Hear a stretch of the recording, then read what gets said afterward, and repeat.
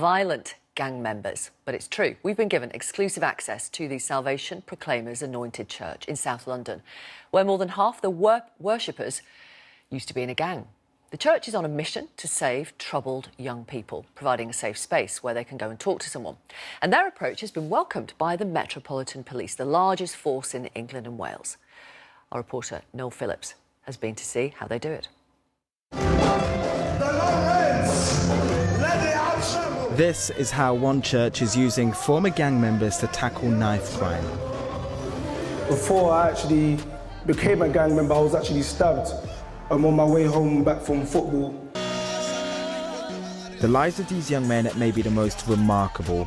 Some were once notorious gangsters, but now they've put their past behind them for one common goal: to prevent violence and save lives. Do not let me walk. If you do not let me move away, if you do not give me the items and let me go. Okay, so these people have been caught shoplifting by the security guard and they're not trying to get caught. We've had times where people are coming to the altar and dropping their drugs on the altar. The pastor responsible for their transformation claims that successive governments have failed to get a grip on violent crime, and it is now time for the church to take action. Over 55% of the people in the church were ex-gang members, drug dealers. Last year, 2017, we had over 1,000 people, young men, came forward to renounce that life.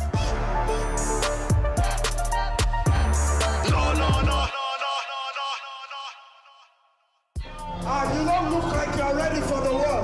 Glory, glory! We're inside SPAC Nation, known as Salvation Proclaimers Anointed Church, based in South London, where preachings are tailored to a different kind of congregation. Former armed robbers, drug dealers and gang members. A far cry from the life they once lived. This is not a normal Pentecostal church. It's a place where the word of God is being used to reform ex-criminals, like 26-year-old Kevin, who was recently imprisoned for attempted murder. Last year and this year is it's actually the first time that I haven't been into prison, so do you get what I'm saying to you? So it's something that's working. Are you confident that this will work and you will stay out of prison perhaps the rest of your life? It's working. I'm confident it's working. The church has over 1,000 members and is led by this man. He is basically like our prophet. He is our teacher who teaches us about the word, and we don't idolize him, but we come to him because he knows more about it than we do. Who you might feel is not worthy, actually that's who God uses, because they've been there. They know how to go back to the prisons. They know how to go back to the estates. So I want to know how this 37-year-old pastor has taken some of Britain's toughest gang members off the streets and into the church. I understand that our approach is different from a traditional church. So I've got to look like them, I've got to connect. And that's really out of my way, to be honest with you. I would never have dreamt of wearing a ripped jeans as a pastor. I mean, that's quite extraordinary. I mean, your jeans are ripped, you're not in a suit, you're very casual. For a lot of people, that will be That's not difficult. pastoral, is it? Yeah. No, but the generations are changing. I've got to look like the people I'm trying to talk to. And you do realize that I've got access, and I speak to in quotes now, the worst of the worst. The people that have done the most despicable thing. I sit down with them, we talk. The son of a preacher, Pastor Toby moved to the UK from Nigeria 12 years ago. Since then, he has expanded his church with over 15 other branches across London. The former MP, now Chief of Staff to the Prime Minister, Gavin Barwell, met members last year and praised the church's approach to tackling knife crime. You can't rely on the government to change your life on its own. But labelled as a cult, people on social media have accused Pastor Toby of attracting young men and women from troubled backgrounds to his church using materialistic things such as money and wealth. If a cult means helping young people, reducing the number of people that will be victims of knife crime or gun crime. A guy comes to church who is trying to go to Harvard from Stratford, you know, and he's not able to go, and then we give them money to go. If that's what a cult means, then we've got to be a cult. This might look like a stage performance, but it's how this church interacts with their members. The ministers and pastors you see here are all self-appointed. They don't come under the supervision of any religious or regulatory body.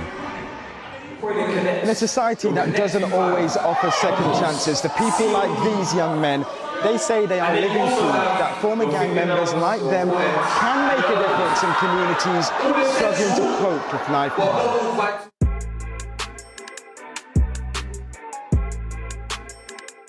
Among them is 22-year-old Daniel, who at the age of 12 was part of a gang. Do you remember the first time you carried a knife? I do, yes. Age 13.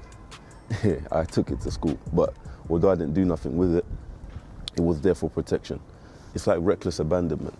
You don't care about what can happen. You don't care about the consequences. You live in the minute. So you get the knife, you put it in your pocket.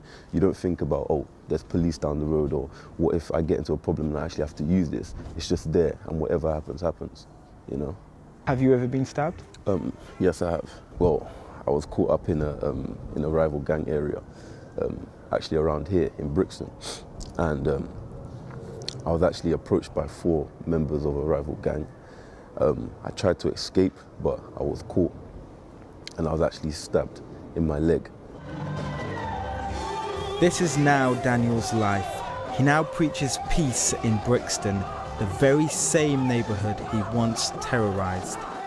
An elderly person who's never been on the streets of Brixton can't then tell a gang leader or tell a group of young boys don't carry a knife, or give them real reasons as to why they shouldn't, carry the knife. What they need to do is build partnerships with community leaders who have been in that position of carrying a knife, who have been gang members.